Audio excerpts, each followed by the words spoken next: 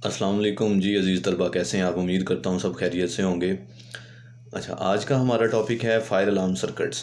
Fire alarm circuits हम वहाँ पे नस्ब करते हैं जहाँ पे 1937 के रूल्स एंड रेगुलेशन के अकॉर्डिंगली 20 से ज़्यादा लोग काम कर रहे हों। कोई भी छोटी इंडस्ट्री हो, बड़ी इंडस्ट्री हो, वहाँ पर 20 से ज़्यादा लोग काम कर रहे हों, वहाँ पर हमें फायर अलार्म सर्किट्स लगाना ज़रूरी होता है। उसमें हम ये करते हैं कि ये फायर अलार्म सर्किट्स लगाने क्यों ज़रूरी है। जैसा कि हमें बहुत सारी जगहों पे पता चलता है कि जो है फायर की मेन वजह जो है वो यही थी कि शॉर्ट सर्किट्स हो गए हैं, किसी वजह से किसी ने आग जला के फेंक दी थी, उसकी वजह से आग लग गई है।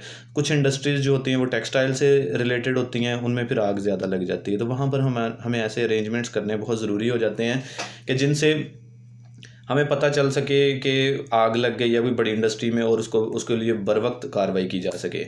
तो जहाँ पर भी 20 से ज़्यादा लोग होंगे वहाँ पे ये सर्किट लगाना ज़रूरी होगा। आज हम इन सर्किट्स के रेलिवेंट पढ़ेंगे कि हम इसको इलेक्ट्रिकली कैसे ऑपरेट कर सकते हैं। इलेक्ट्रिकली ऑपरेट करने के लिए इसकी दो टाइप्स हैं।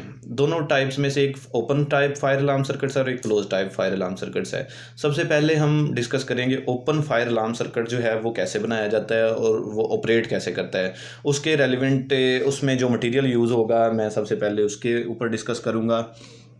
यहाँ पर हमारे पास एक बैटरी है, आप देख सकते हैं कि एक बैटरी के बाद हमारे पास 3 पॉइंट्स ऐसे लगाए गए हैं जो कि यूज़ होते हैं जहाँ पे हमने इसको लगाना हो कि हमें अगर आग लग जाए तो उस वक़्त हमें किन पॉइंट्स को एक्टिव करना ज़रूरी है। यहाँ पर मैंने 3 पॉइंट्स जो हैं वो मेंशन किए हैं।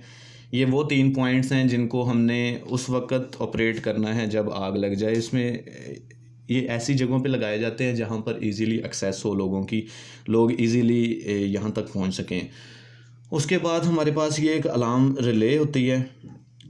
अलार्म रिले जो है जो ये उस वक़्त ऑपरेट होती है जब हम इनमें से किसी एक पॉइंट को ऑन कर देते हैं। ये तीनों के तीनों पॉइंट्स जो हैं हमारे ये बैटरी के साथ कनेक्टेड होते हैं। ये पैरेलल में तीनों पॉइंट्स लगे होते हैं। हम इन 3 पॉइंट से ज़्यादा पॉइंट्स को भी लगा सकते हैं, डिपेंड करता है कि हमारी जो लोकेशन है वो कौन सी है, फैक्ट्री कितनी बड़ी है, ये उस साइज़ के ऊपर डिपेंड करता है। ये तीनों पॉइंट्स हम पैरेलल में लगा देंगे। बैटरी का ये पॉजिटिव टर्मिनल, ये नेगेटिव टर्मिनल। यहाँ पर ये 2 वे स्विच होता है, इसको हम साइलेंसिंग स्विच के नाम से मेंशन कर देते हैं।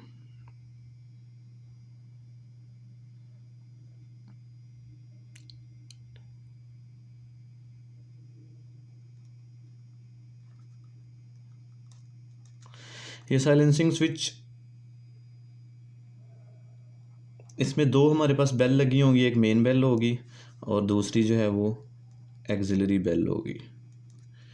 इन दोनों को हम इस रिले के कॉन्टेक्ट के साथ मिला देते हैं और ये सर्किट जो है नॉर्मली मेन के साथ लगा होता है 2 वे स्विच का, और एक इसको नेगेटिव साइड प्रोवाइड कर दी जाती है।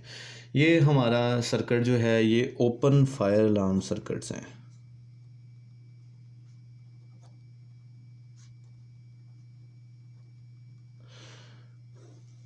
अब इसका ऑपरेशन ये है कि नॉर्मल हालत में अगर आग नहीं लगी हुई तो ये तीनों कॉन्टैक्ट्स क्लोज़ होते हैं, ओपन होते हैं, पैरेलल में लगे हुए हैं और ये ऐसी जगहों पे लगाए जाते हैं जहाँ पर हर बंदे को इजी एक्सेस हो। नॉर्मली 5 फीट हाइट के ऊपर लगाए जाते हैं और इसके आगे छोटा सा शीशे का एक टुकड़ा लगा दिया जाता है जिसको इन केस ऑफ एमरजेंसी आसानी से तोड़ा जा सके और इन स्विचेज़ को ऑपरेट किया जा सके। अब हम ऑपरेशन पे आते हैं। यहाँ से इलेक्ट्रिकली सप्लाई से कनेक्टेड है ये, लेकिन ओपन कॉन्टैक्ट हैं इसलिए यहाँ आगे सप्लाई नहीं जा रही, अलार्म रिले के ऊपर सप्लाई नहीं जा रही, तो यहाँ पर ये ऑपरेट नहीं होगा। यहाँ पर अलार्म रिले को भी हमें नेगेटिव सप्लाई देना ज़रूरी है ताकि ये ऑपरेट हो सके। तो जैसे ही इनमें से कोई एक पॉइंट भी कनेक्ट किया ऑन किया जाता है, किसी को आग किस लगने की सूरत में किसी एक पॉइंट को भी दबाया जाएगा, प्रेस किया जाएगा, तो यहाँ से सप्लाई आएगी अलार्म रिले में।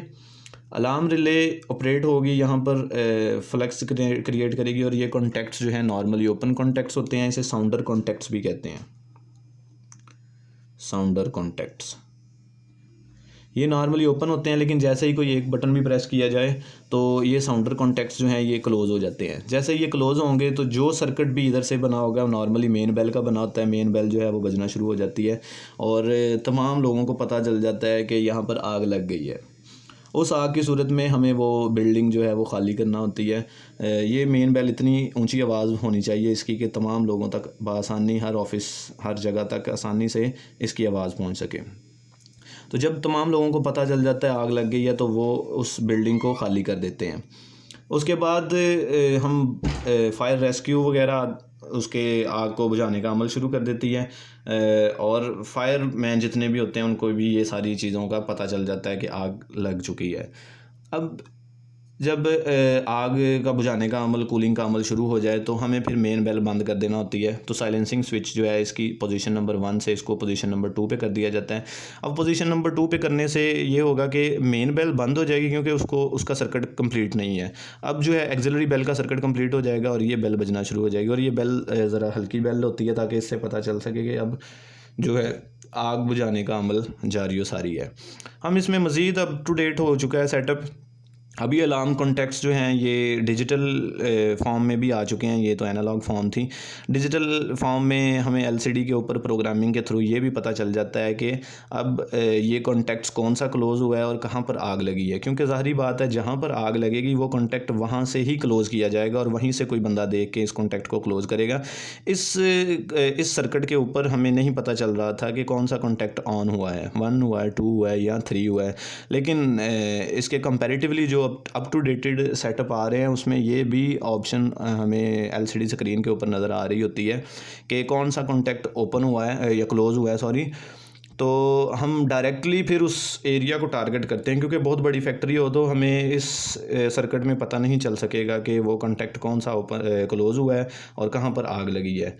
तो इस सूरत में आग को ढूंढने में जो टाइम, आग कहाँ पे लगी है, किस एरिया में लगी है, तो वो टाइम वेस्ट होता था।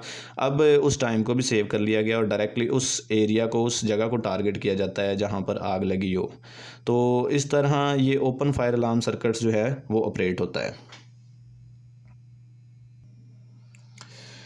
तो इसका जो दूसरा टाइप है वो क्लोज्ड सर्किट फायर अलार्म है। क्लोज सर्किट फायर अलार्म में भी वही तकरीबन सेटअप लगा होता है। यहाँ पर बैटरी है, ये साउंडर कॉन्टैक्ट 1 है, ये 2 है, ये 3 है। ये वो वाले कॉन्टैक्ट्स हैं जहाँ पे जो मुख्तलिफ़ जगहों पे, मुख्तलिफ़ लोकेशंस पे लगाए जाते हैं, जो in case of emergency operate किए जाते हैं। ये रेड कलर में मोस्टली लगाए जाते हैं फैक्ट्रीज़ में। तो इसमें ये साउंडर कॉन्टैक्ट्स हो गए।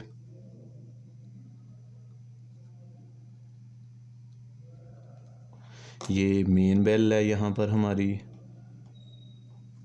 यहाँ पर एक्सिलरी बेल है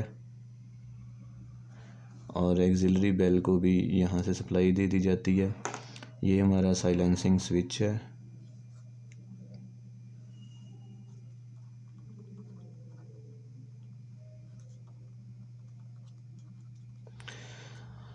अब इसमें ये हमारे पास क्लोज फायर अलार्म सर्किट्स है।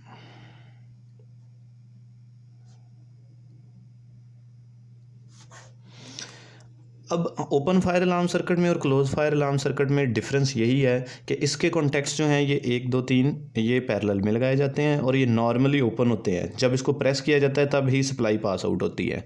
लेकिन क्लोज फायर अलार्म सर्किट में जैसे कि आप देख सकते हैं कि ये नॉर्मली सप्लाई ऑन रहती है, सर्किट हमारा कंप्लीट है यहाँ पर, और ये सीरीज़ में कॉन्टैक्ट लगे हुए हैं 3 या इससे ज़्यादा भी लगाए जा सकते हैं, वो सारे के सारे सीरीज़ में ही लगेंगे।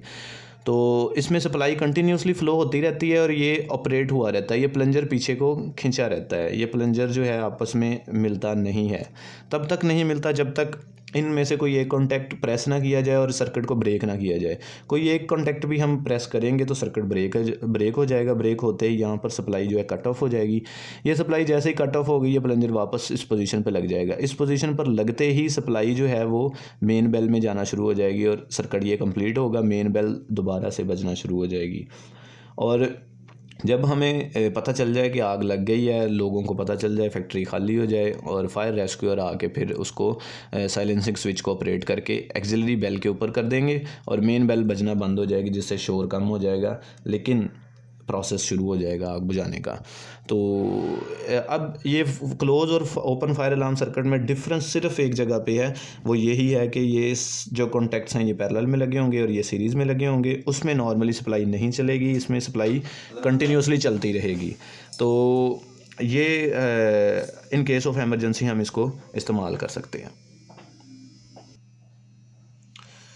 तो इन दोनों सर्किट्स में हम डिफरेंस आपने देखना है क्या होगा। अगर किसी बच्चे को इसकी समझ नहीं आती तो वो मुझे पर्सनली कांटेक्ट कर सकता है। ओके जी, अल्लाह हाफिज़।